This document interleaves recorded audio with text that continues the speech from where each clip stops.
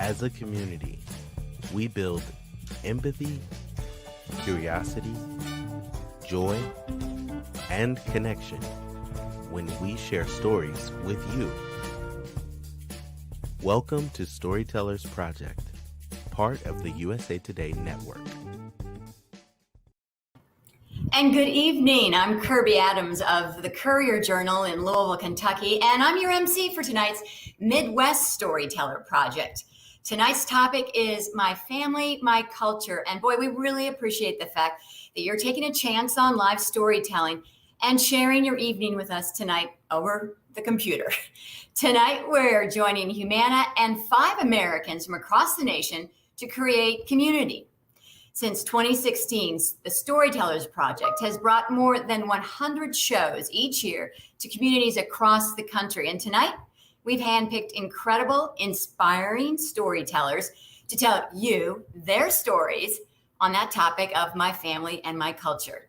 So please help me welcome our storytellers from across the region. They're all taking the screen right now. They're all coming on. We've got Ashleigh Marable of Cincinnati, Ohio. Hi, Ashleigh. Ken Tucker of Westfield, Indiana. There he is. Cherice Fleming of Lansing, Michigan. Hi, Cherice. Christine Steele of Cincinnati, Ohio. And also from Cincinnati, Ohio, Trey Howell. Thanks for taking you're making this part of your evening, you all. I know you've worked very hard on your stories. So tonight is not going to be a TED Talk, and it's not a Toastmasters or a how-to talk. It's not even an inspirational speech, an educational lecture, or a slideshow. We don't have any pictures in this one, it's just our faces. We won't sell you anything except maybe a subscription. We wouldn't mind that. This is storytelling, and storytelling is based on, well, just visiting. You open your heart and your mind, and you pay attention to a person that you care about and that you want to feel closer to. So with that being said, we invite you to do just that tonight. Now, some of these storytellers will be very polished and professional. Some will be casual and conversational, but we ask you to receive them all because that's how community change happens. We believe that creating empathy and understanding is vital at all times, and especially in times of uncertainty. So with that being said, right now, let us go ahead and introduce you to our first storyteller of the evening. Here is Ashleigh Marable. When I was 4 years old, I heard that word for the very first time, a word that meant absolutely nothing to me, yet happened to change everything. I'm sure you can imagine the word that I'm thinking of. I'm not going to say it because I believe that this is a pretty PG event, but that word really did change my life. It happened when I was only 4 years old. My cousin and I had been riding our bikes. I grew up in an idyllic, picturesque, beautiful suburb outside of Cincinnati, Ohio. And in this double cul-de-sac in which I lived, we often rode our bikes. This particular summer day, my cousin and I were riding up and down the street when a kid who I knew, who I'd played with many times before, came over to ride his bike too. And everything started out great. But then his older brother and a friend of his, who maybe were preteens, early teenagers, but seemed much bigger than we were, came over and scolded him for playing with us. You can't play with those, insert words here. We don't do that. I didn't understand what the word meant in the context or at all, but my cousin knew. And a look came over her face and she seemed a little bit scared. And then he repeated it. And she whispered to me, Ash, we gotta go. And the sassy Ashleigh, which some of you probably know and shouldn't surprise you at all, said, I don't have to go anywhere. This is my street. And she looked at me again, only this time her voice had changed. We have to get out of here. And she took off on her bike. I'm pretty sure I wasn't even riding a two-wheeler at the time. So if that's the case, then I had some like a tricycle or something along those lines, still had the training wheels on. And I was riding back up the street to get to our house, just a few houses down. And she had thrown down her bike and run towards the house. And she was already crying and very upset. Uncle Bob, she was screaming. That was my father. And she told him what happened. Before he darted out the door, he put on his shoes, and I remember seeing a look on his face. It was a look that I had never seen before, but it looked sad. Now, as an adult, I know exactly what that look was. It was equal parts frustration, part sadness, but overall disappointment that he had worked so hard to move his family into this beautiful neighborhood, only to see the enemy show up at his doorstep, a place that he couldn't protect his 4-year-old daughter from. When he came back in the house, he said to me by grabbing my shoulders, "If you ever hear that word, know that it doesn't apply to you. You are not that word." And I remember thinking about it and asking him, well, why did they say that? What does that word mean? And he said it's a pretty mean word that sometimes others use to describe people that are like us. But I didn't understand the like us. And he's like, well, we're Black. And from that day on, for the last 30 plus years, I have thought about being Black every single day.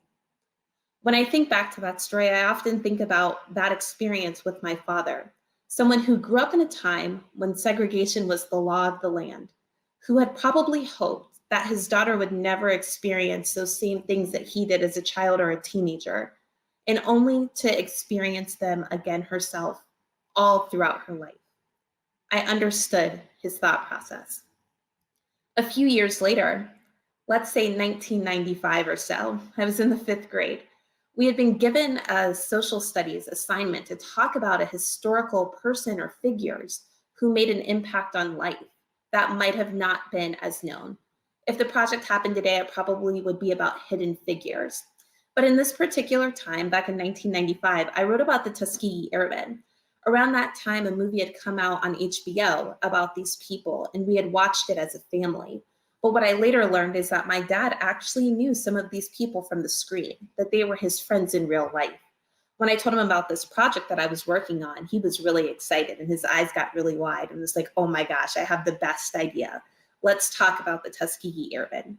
So we went to a few of their houses and we had great conversations. I learned a lot and was really prepared for that conversation with my class. I was ready to give my report.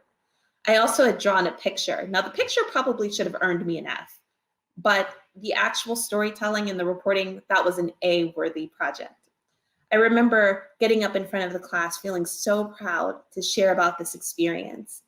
And after I had finished telling them all about the Tuskegee Airmen, these particular men who had been a part of a platoon that saved so many lives and never lost a single bomber, my teacher looked me in the face and said, that simply is not true. There were no Black pilots in World War II. And of course she had to know because she was the history teacher. But of course I had spoken to these people in real life. And so I knew that I was telling the truth. But she had essentially called me a liar in front of my whole class. I didn't think too much of it, but the next day, the bus driver at school asked if my parents were home when he dropped me off. We were the last stop on the street.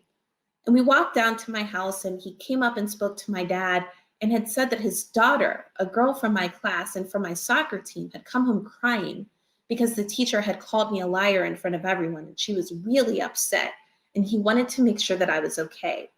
My dad said that Ashleigh had never even mentioned it.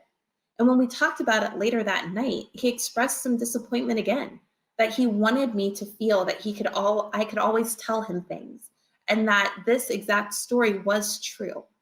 My parents later met with the school administration, the superintendent and all, and we were able to host an assembly in which a real live Tuskegee Airman and one of the men that he saved came and spoke at our elementary school.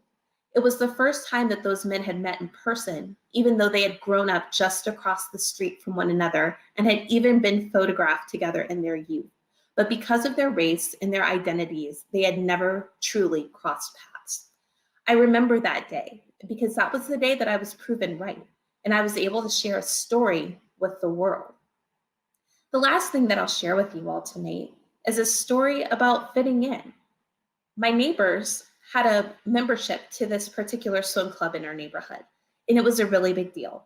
Each summer, you would want to go and play by the pool. My family weren't members there. The waiting list was really, really long back in the 90s. I'm sure it's easier to get into these days now. but I would go and swim. But I would always remember the looks on the people's faces while I was there.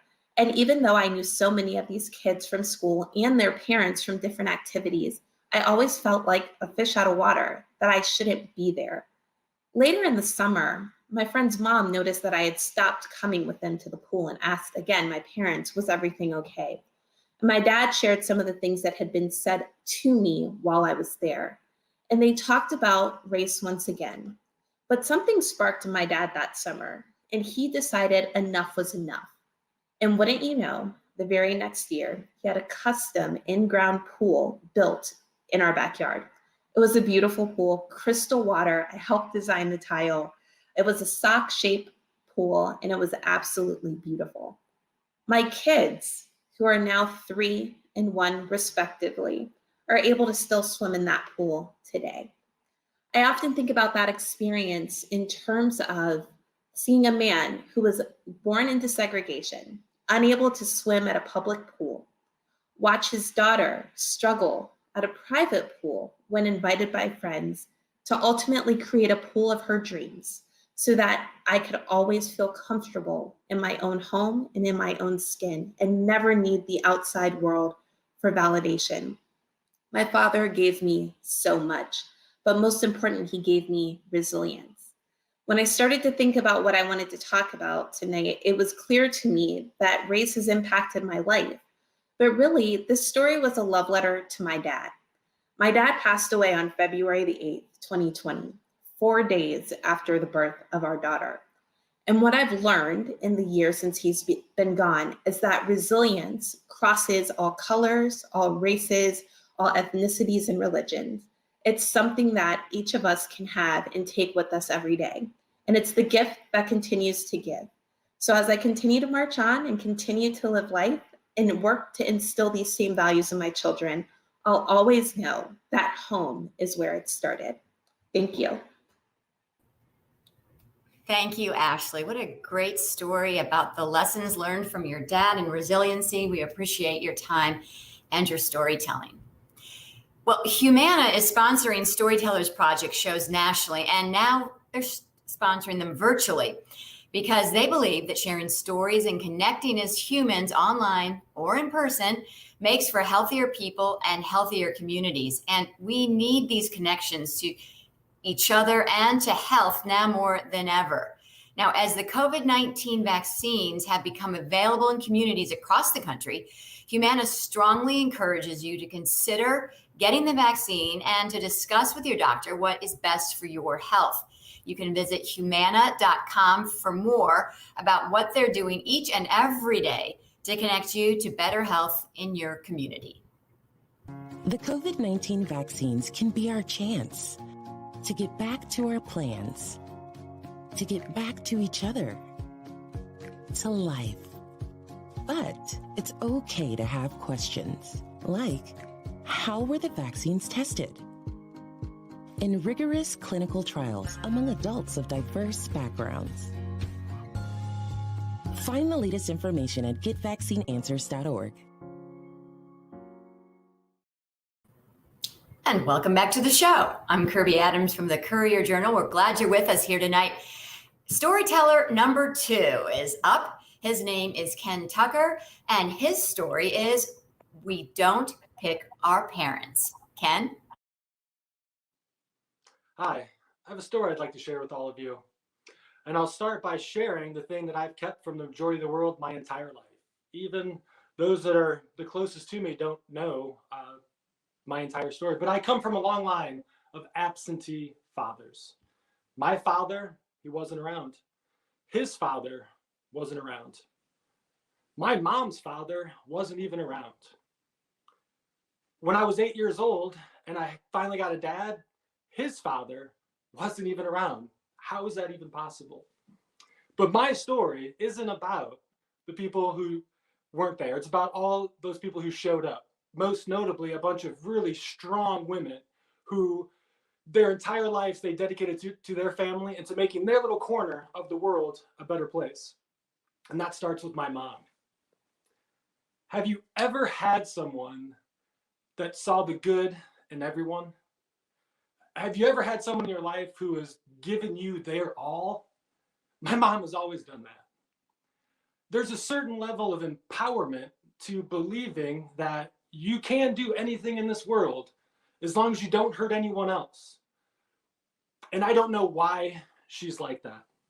Married, divorced, 2 kids before the time she could legally drink. Have you ever known what you wanted in life? Have you ever known what you didn't want in life? I never wanted to be my parents.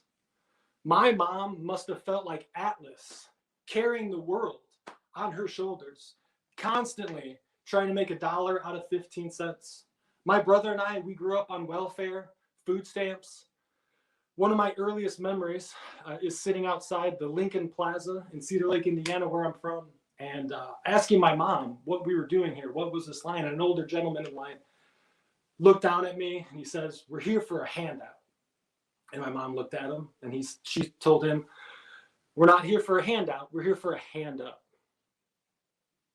I've lived a very intentional life.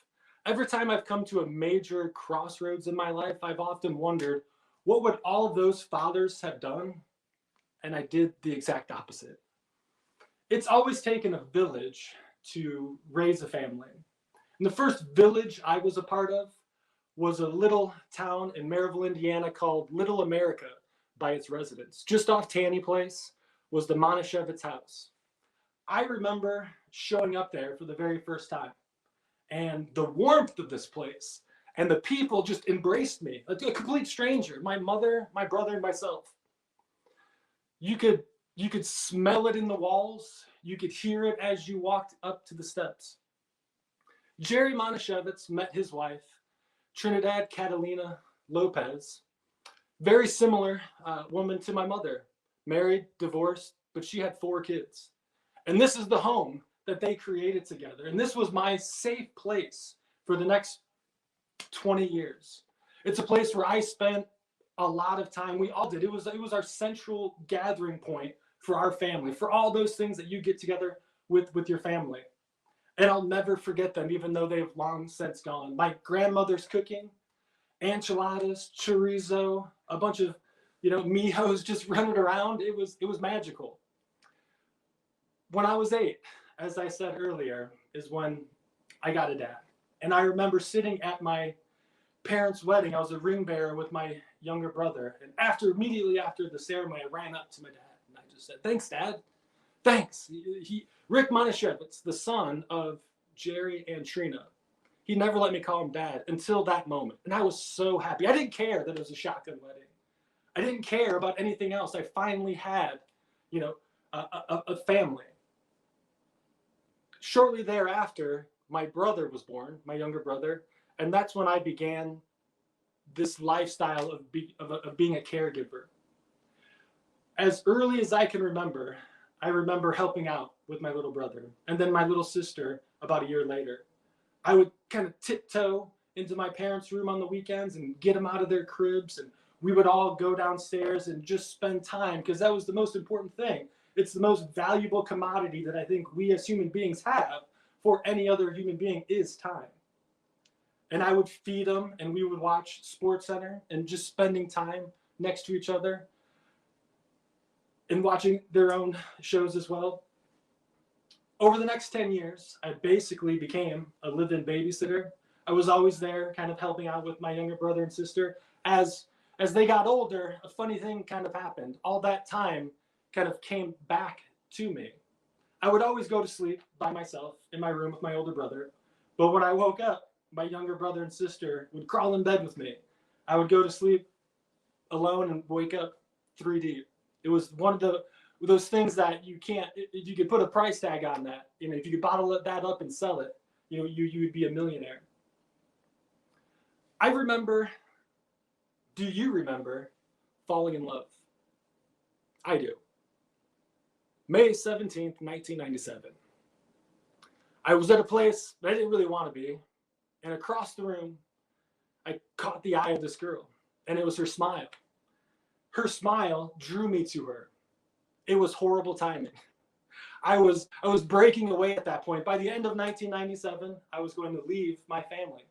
I had done just enough in school and just enough on the athletic field to get accepted into college. If my family has a religion, it was probably sports as a child.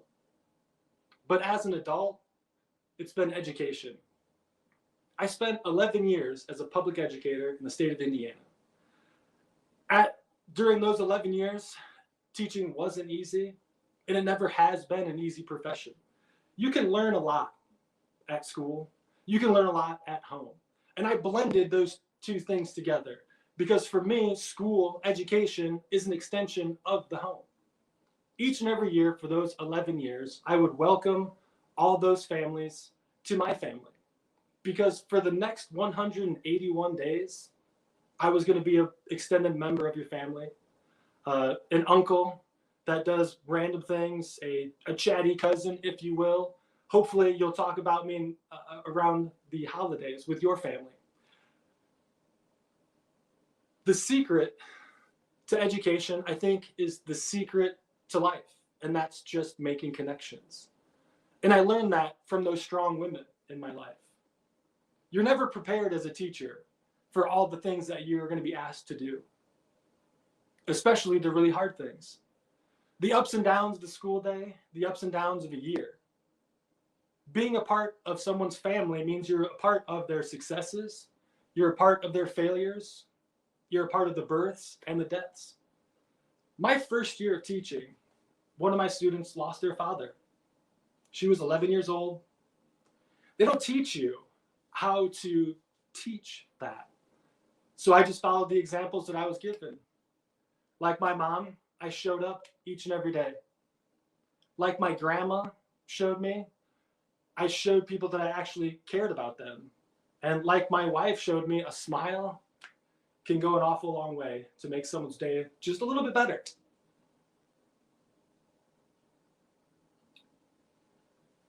My grandfather is a man of many quotes. And one of the ones that I've kept with me, because it always seems to apply to my life, is if you want to make God laugh, announce your plans out loud.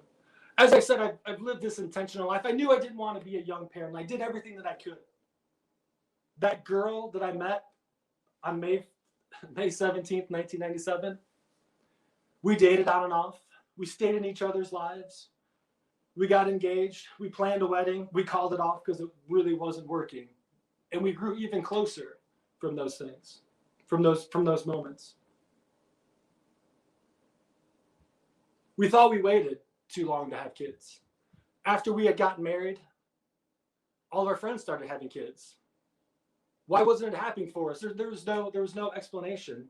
It was the one thing that I really did want in life was to not be all those fathers. So one day outside of a Bulls and Pacers game at Bankers Life Fieldhouse, we announced our plans. We said if we weren't pregnant by a certain date, that we were going to change our entire lives. 10 months later, there we were in the delivery room. I remember holding my daughters, both of them for the first time, twice in 10 months. And I remember looking at them and thinking that everything I thought I knew didn't matter. These two didn't care about anything that I had done or anybody else in the world had done before that moment. And like a light bulb went off inside of me. And I became overjoyed. I had found that strength that I never knew I had. The thing that my mother talked about, and the thing that I've always wondered, how she was able to do that. When I looked down at them, I made promises to them. I promised that as long as I'm around, that they will have someone to listen, that they would have someone to support them.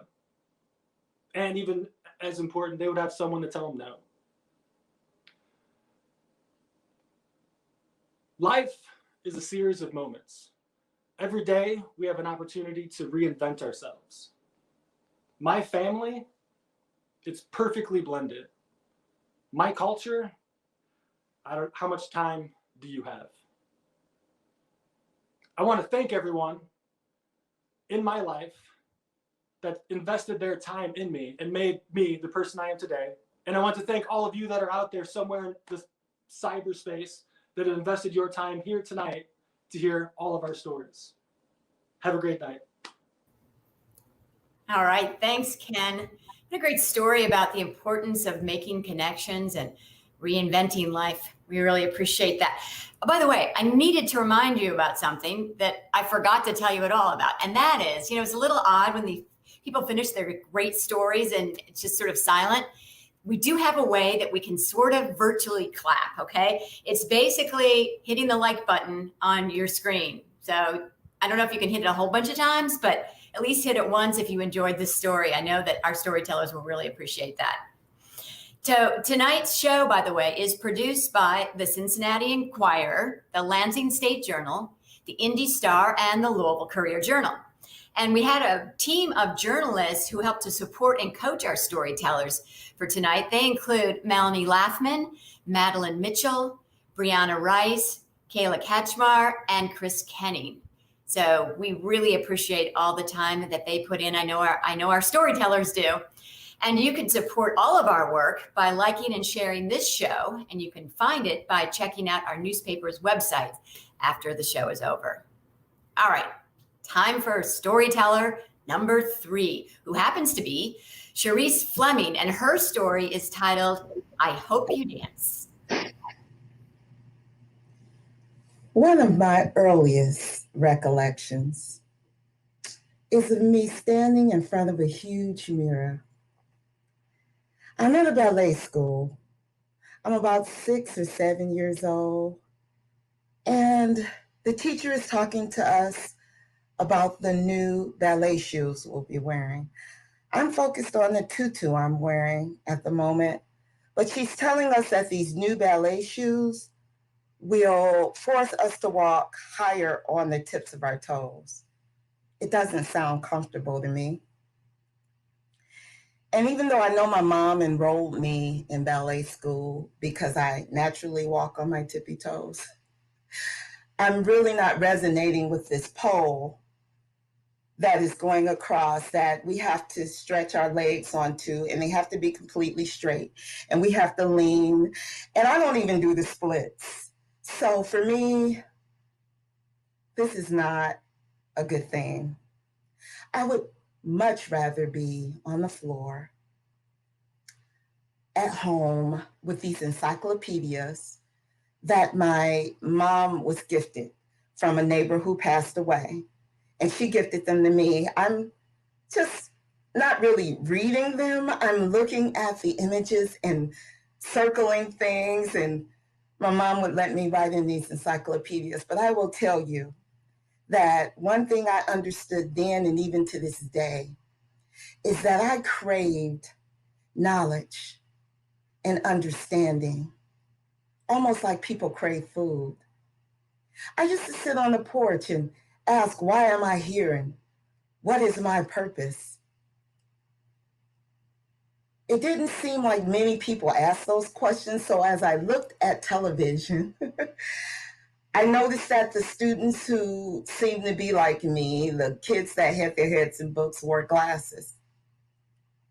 So I think that's where the idea came to me, to tell my mom that I wanted glasses.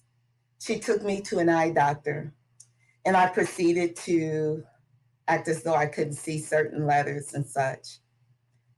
All I know is that the doctor, he wasn't convinced. He told my mom, I think her vision is pretty good. I don't think she needs glasses.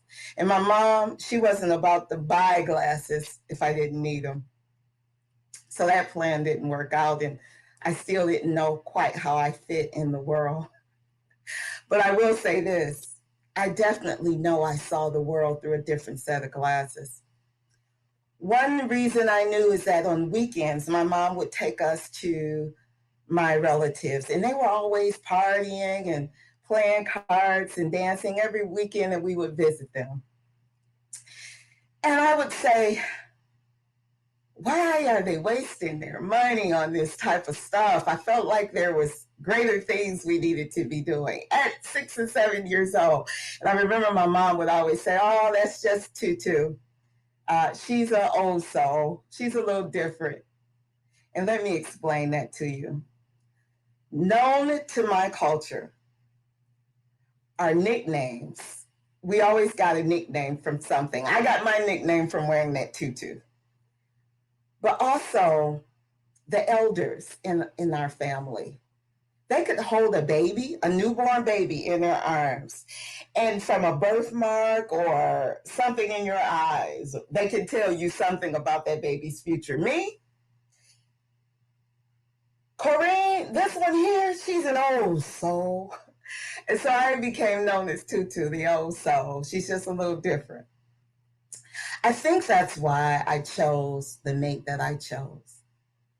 He wore glasses. He needed glasses. He was dark and slender, and he was a misfit. He felt like me, I think, in his family. His brothers, he had two. They were buffed, and they were what you would call ladies' men. To me, he was the best thing since sliced bread. I was just completely bowled over by him. And we ended up going to college together, getting married.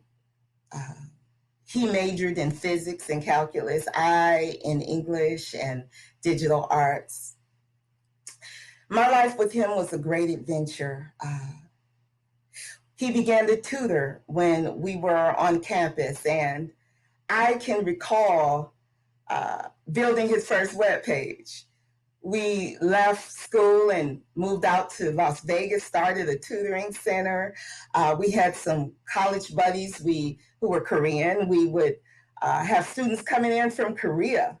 And we danced that dance for about 4 years. It was a wonderful time. It was an adventurous time. I remember we moved to Mississippi. We met a guy who owned a radio station. And at that time, I had gotten really keen on web development. For those of you who remember Front Page, that was the big designers page, well, software at that time. And we had even become keen on streaming and Facebook Live, YouTube. They weren't even out there. Even if they were, people didn't really know about them. So we wrote up an agreement with this guy to stream radio programs over the internet. We built him a state-of-the-art website. And I felt like this is what I needed to be doing, building a legacy for our sons. At that time, I think we had 2 of them. We ended up with 3 altogether. We eventually ended up with the top radio show. We landed a contract with a $1 million company managing their websites. But what I didn't realize was that during that adventure, we had somehow danced apart. And something had died inside of my heart. I remember waking up one day and everything seemed like it was gone. And I asked my partner for a divorce. And he was shocked. He said to me, "You promised until death do us part." And I said, "But something has died inside my heart." I remember us getting counseling. The counseling only, I would say, ensured me that we really probably would have been better as friends. Everything began to fall down. Our children, their work at school began to suffer. The business began to suffer. There was a tug of war going on between us. And all I can think of now is that song by Kanye West, Falls Down. Where do you go when it all falls down? Me, I went back to my family. I moved back to Michigan. I remember 16 years later walking into a party. Yeah, they were still partying and dancing 16 years later. I remember one of my uncles saying, "Tutu's back." And my auntie said, "No, she doesn't like that name anymore. We call her Cherice," because I long ago shed it. But I remember saying, no, call me Tutu. I'm good with that. And I stepped out into the dance floor, and it felt like I hadn't ever danced. I had danced maybe once, twice, but I remember them encircling me. And that circle around me felt like a warm fire, and all the seriousness of life, all the pain, I guess none of the playfulness that I had had. It was almost like a freedom as I danced and they danced, and all of the burdens fell from me. I tell you, I learned to embrace my nickname being Tutu, and I learned to embrace dancing in a way that I had never done. And I'll tell you what I've learned from my time with my family is that they always accepted me. It was me who was trying to find my space. And I had to learn to accept them just as they are. Didn't know the history about the Tulsa, Oklahoma massacre and maybe what affected them in their stages of living. I just knew that they loved to get it all off of them just by dancing. I also know that I still am an old soul, but I'm starting to think maybe I'm an old soul because I needed to come back a few times to get it right. Not so much that I was so wise.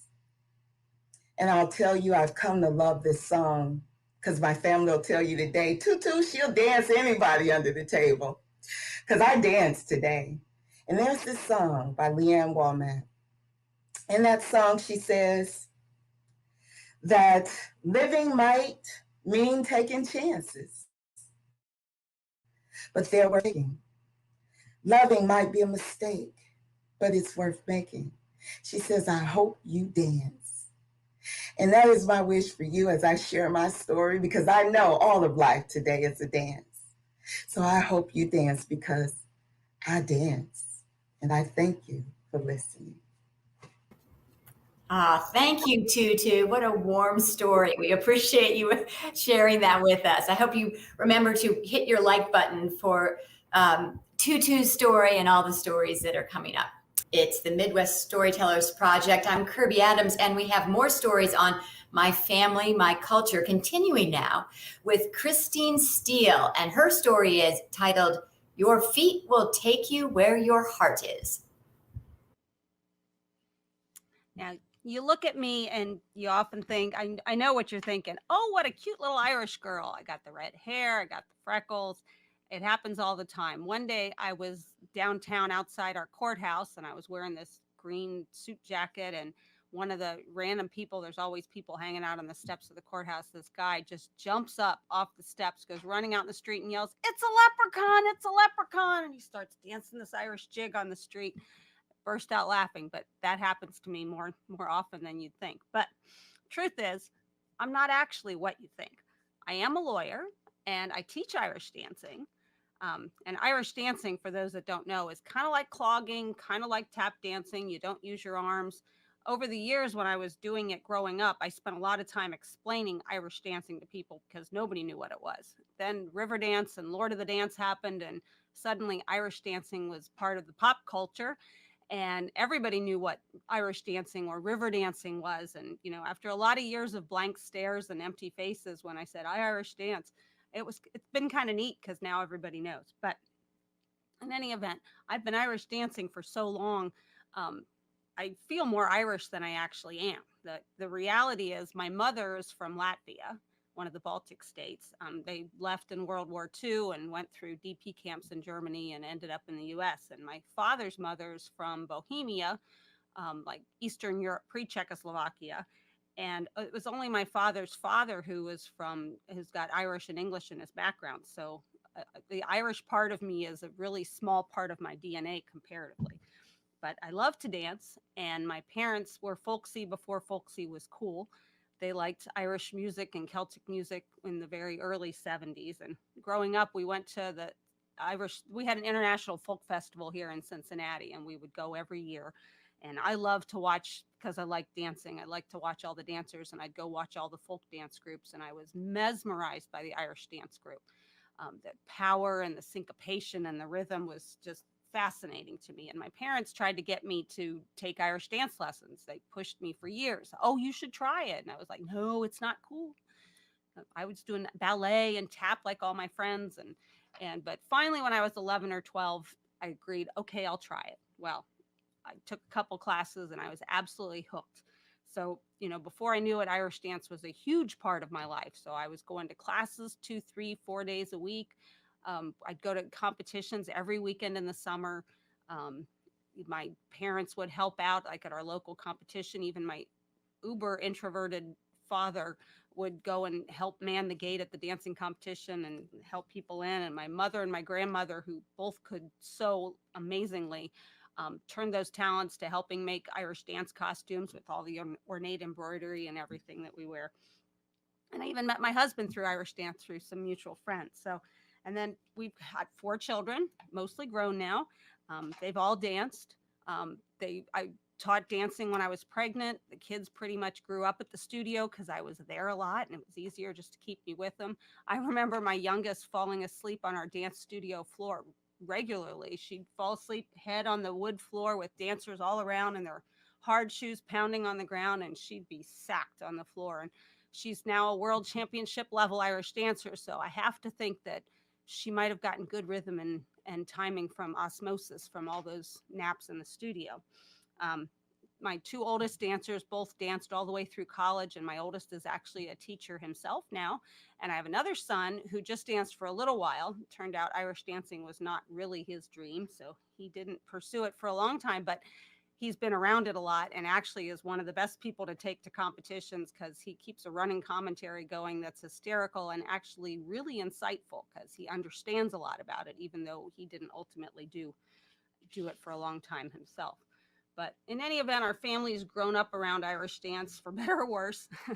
Our holidays aren't exactly normal because our major competitions tend to be over holidays. So Easter, 4th of July, Thanksgiving usually involve a trip somewhere, and we don't always all go together. So our holidays are not normal. We might celebrate early or we celebrate apart and get together at another time, but that's what we do. But Irish dancing has led me to some really amazing experiences. I got to dance for a week at the World's Fair in Knoxville, Tennessee, danced with the Chieftains, with Gaelic Storm. I've performed with Ronan Tynan, one of the Irish tenors. We got to go to Hollywood and dance for some fundraisers over a couple years, honoring Gene Kelly and Donald O'Connor. I got to hold the microphone for Gene Kelly while he was accepting his award. And for a dancer, that was way cool. I literally almost fell over and got weak at my knees when I met Jimmy Stewart. And then the one year, John Candy was there and he danced with our dancers all night on the dance floor, partied with them all night. And it was just, I mean, any one of those things is like an amazing once in a lifetime experience. But actually, the neatest thing about Irish dancing is that it's led me to be closer to my Latvian roots. Weird, right? Well, in 1990, we got to go on a performing arts tour of the Soviet Union. And this was still the Soviet Union. And we did like a couple weeks we were there. We traveled a lot, toured a lot. We saw Red Square. We saw the Hermitage, Summer Palace, Winter Palace, a working collective farm. But it was still the USSR. And my Latvian grandmother, Mamu, was very nervous about my trip because she did not want me going back to the Soviet Union. Now, remember, I told you my mother's family was from Latvia, and they fled Latvia during World War II. And they left because the Soviets were coming into Latvia ostensibly to drive back the Nazis who were coming in from the other side. But the Soviet plan was to come in and not leave because they wanted to take control of Latvia, which they ultimately did. And the Soviets were just as bad, honestly, as the Nazis with respect to how they treated people. And they treated, the resistors that wanted to retain Latvian independence were treated horribly. So my mother's family was leaving because my grandfather Papu was among the resistance that wanted to maintain Latvian independence. So they left. But my grandmother's twin brother couldn't go. I believe his wife was pregnant. They couldn't travel and they had to stay. So my mother's family came. They spent years in Germany in displaced persons camps and finally made it to the United States. They never, because the Soviets were so horrible to anybody associated with the resistance, they were terrified to have any contact with their family back in Latvia. And they didn't, because they were afraid something would happen to them. So even by 1990, when I'm planning on going to the Soviet Union, they hadn't had contact with their family back in Latvia. And so my grandmother was nervous. Well, I was sure I'm going, and I was certain that the Soviet Union had certainly changed in 40 years and wasn't that horrible and everything would be okay. And ultimately, everything was okay, but it was a neat trip. I got a glimpse into that part of the world that, in Eastern Europe that my mother grew up in. And like in Moscow, there were peepholes over the hotel room doors where they had cameras during the worst of the times in the Soviet Union, so they could watch what people were doing in the hotel rooms. When we were in Krasnodar, the people at the hotel, the management took our passports and kept them locked up. We weren't allowed to keep them with ourselves. They took them away from us while we were there. And all of a sudden, I had a whole new understanding for distrust of government in general, because those were things that didn't happen in the United States, but it was very common there. We learned and saw the long lines and the inability to get like the most basic things like bread and milk. I remember going to the Gums department store in Moscow, which was a famous, huge department store. And it's this amazingly ornate, architecturally ornate building with a big atrium. And we went in the department store and there was nothing in there. Like there were cashiers behind the desks, but the shelves were empty and the clothing racks were empty. It was just this big empty department store, but there were people working. And then there was one long line in the department store from one desk and one cashier, and it went all the way out the door and out the atrium. We're like, what is this line? Because the entire store was empty. And it turned out the line was a whole line of people waiting to buy scarves, because a truck had come with a truckload of scarves, and that's what they were waiting for. And that's all there was to buy in the whole department store, were the scarves off that one truck. And that, again, that's stuff that's unheard of here, but was very common there. I remember we went to open air markets that had amazing like artwork and handmade embroidered items and spices and coffee in bulk, those things you could get.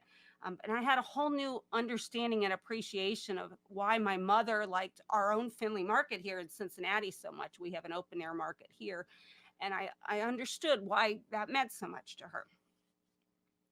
I remember we were in Moscow, and my roommate on the trip got really sick with strep throat. She came down with strep throat really bad. Well, the management at the hotel found this little old Russian lady who was probably about 4 feet tall.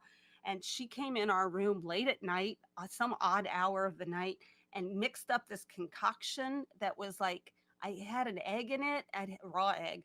It had liquor of some sort. It had tea, it had herbs, spices. It was like black tar, and they made her drink it. And she did. And amazingly enough, she felt a whole lot better the next day.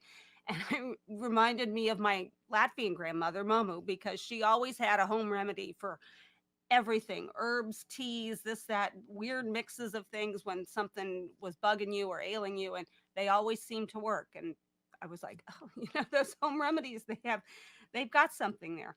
I remember one night also we met these Russian tap dancers that were there, and their language barrier was real. I knew like 8 words and they knew maybe 10, and there was a whole group of us, but we made it through. We traded dance moves and we talked all night long, and we didn't have any trouble understanding each other.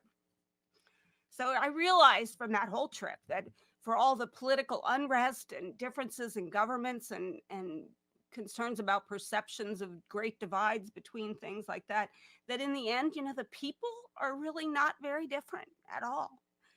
And so Irish dancing brought me closer to my Latvian family and my Latvian background, because it gave me the opportunity to see that, a little bit of that part of my life. And with all the Irish dancing we do, we have a crazy busy life, but I'm probably closer to and spend more time with my kids and my family than a lot of people do, honestly, because we travel a lot together and we do things together, and we all share something that we love and that has brought us closer to our family and our family background. So I followed my feet and I found my heart, and you can't ask for much more than that. Thanks. No, you can't. Thank you, Christine. What a lovely story. Thanks for sharing that with all of us. Give her a like instead of a clap, because I'm the only one who can make any noise here. And that, I can't believe we're already down to our 5th and final storyteller for the evening.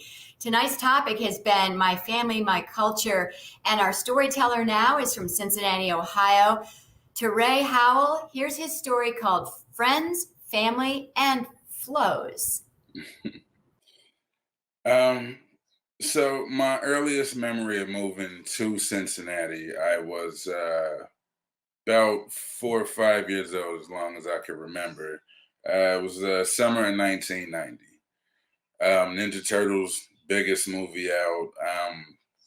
Huge Michelangelo fan. I had like 20 Ninja Turtle dolls around the house. Um, but I remember that summer specifically because it seemed like I just always seemed to stand out for all the wrong reasons, in my opinion. We're from New York, so I talk different. We walk different, dress different. And kids being kids, they just made fun of everything they could find an opportunity to make fun of. I mean, from my skin color, my complexion, my lips, it just like I said, anything you could think of. And me being the sensitive kid that I was, spent a lot of time that summer coming home, just upset that I was getting picked on for one thing or another. And I always remember asking why I couldn't just fit in, why we had to be so different, why everybody could tell we were from New York and everything like that. And my mother sat me down and she told me something real important. She told me that you're not meant to stand out, or you're not meant to fit in, you're meant to stand out. The key to life is standing out for all the right reasons. Which at 4 years old, I took it as best as I could. But as time went on, I started to kind of get it. So a few more summers went by, still trying to fit in that thing. And then after that, it just kind of clicked. And I would say about 8 to 10 years old is when I started to fall in love with music. Anything from any time of day, any station on the radio, you put it on, I was in love with it. Just about anything you played, I'll give it a shot. And I just remember feeling like this is where I belong as far as music. They're telling these stories. It's great stories. It's a great rhythm. I just loved everything about it. So at about 10, 11, I started secretly writing lyrics down, writing poetry down. But being a young boy, nobody cares about your songwriting ability. They just want to know if you want to play football or something. So as I got a little older, I would say about 12, from 10 to 12 is when I started secretly sharing my verses with people. I would tell them my dad brought home a mixtape from New York, and the guy on the mixtape said this thing and that thing. And if they liked it, then I would tell them, hey, this is me. I really wrote that song. I really wrote this verse. And if it wasn't so good, then I would tell them, no, look, I don't know what this guy was doing. He's not going to make it. He's not going to go far. So, doing that for a couple of summers, I would say we get up to 8th grade. And there was an English assignment where we had to write poetry. Didn't have to be anything crazy, just a few lines about life in your neighborhood. And I remember writing a piece, and I just did pretty much a social commentary about life in my neighborhood. Certain things that were going on in the community in that time. And I remember there was a line in the poem that said, I'm from where hoop dreams deflate and they never graduate. And in the hip hop community specifically, poetry too, there's a sound you kind of hear when you caught someone's attention, or, okay, that was a good line. And it's usually a or a, oh, okay. And that's when I got my first response. I got my first as they say. And I, smiling from ear to ear, finished the rest of the poem, and then got my first applause ever. Because before this, I was just sharing my poetry and my lyrics with people in secret and in private. So to publicly be accepted, I mean, it might have been a classroom of 20, maybe 30 students, it felt like 30,000. You couldn't tell me they didn't carry me out into a sea of fans, and I'm up there in the Hall of Fame and all of that. So it was the first time and one of the most amazing feelings, receiving my first ovation. So on cloud nine, took that energy home to my mom, shared my experience with her. She made me read the poem. She liked it, so I got the stamp of approval from my mom, which was excellent. And then she pulls out a floppy disk, pretty much a very old flash drive for those who aren't old enough to remember those days. And she shares with me some poems that she wrote in high school. And we're talking in the 70s, she wrote these, I believe, and still relevant to this day. The content was still moving, still powerful. I felt the same way I felt reading my mother's poetry as I felt listening to some of my favorite music. And so then riding that high of, my first applause, my mother's receptive of my writing now. And at this time, I had already written and recorded, again in secret, a few rap songs and things like that. And let's just say it wasn't the most well-mannered music. It was completely ridiculous music for a 13-year-old to make. And admittingly enough, it was laced with profanity, which I don't approve of. And my mother didn't either. So we had another conversation about if I'm gonna choose a career in music and being in the public eye, then one thing I should always make sure I do is say something worth saying and something worth listening to. And one of those things she always ingrained in me was tell my own truth. Because again, I am an individual. We all are individuals. And again, you want to stand out for all of the right reasons. So I took that energy and carried that with me through high school. Earned a reputation as a battle rapper and a poet. Was in choir all through high school. Ended up writing my high school graduation song. So it just started to all fall into place that music is, for lack of a better term, music is my home.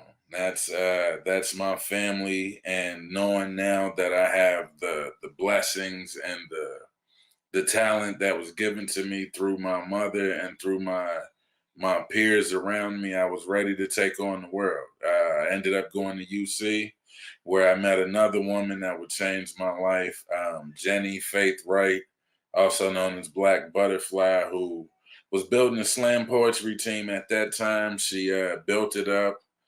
I joined the team, and she just taught me everything I needed to know about performing, sharing my honest truth with the world, and just getting that to translate into a relatable message.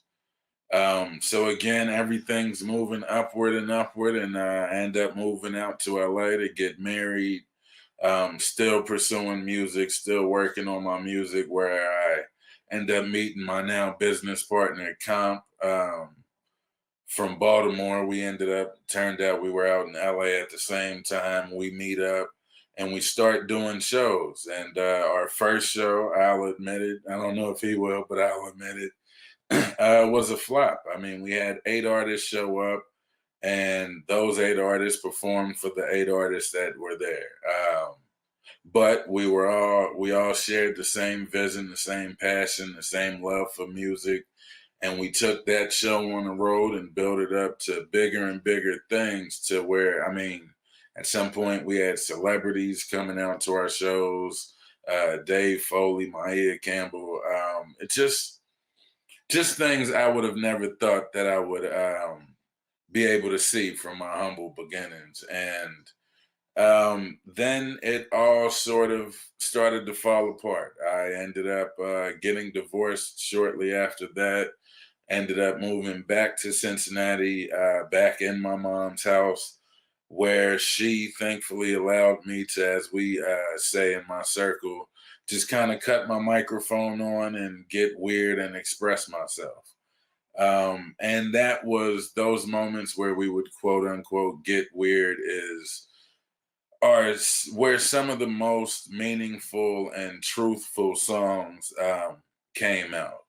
Those are where songs like Witness came from, I Don't Want to Ride Your Wave, poems like Shoulda Be, just these real vulnerable moments where you give a piece of yourself to the world. And at a time when I felt at my lowest, felt like a failure in marriage and life and music, was when some of the most honest of my creations came about.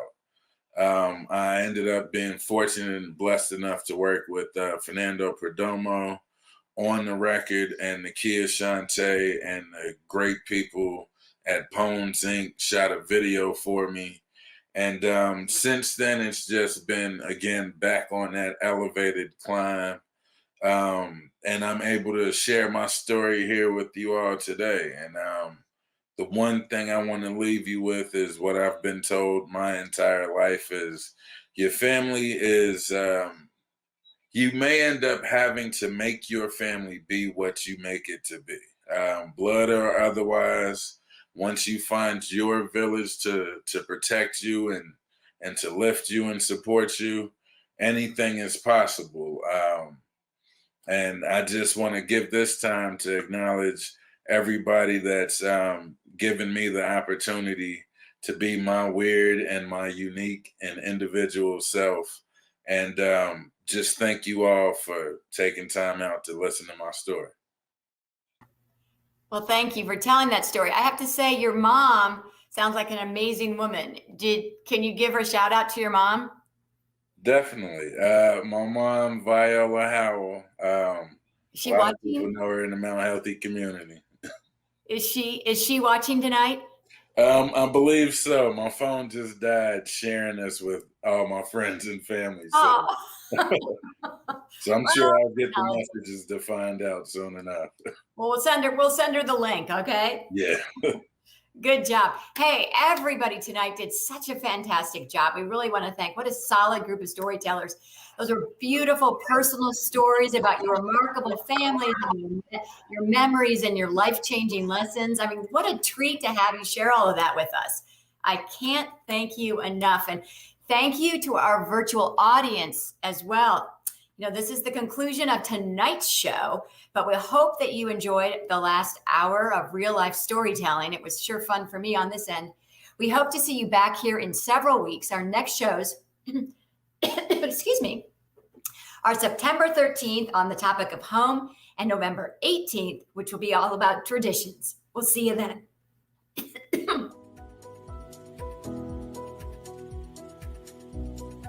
I'm very optimistic about what the ultimate impact of these vaccines will be.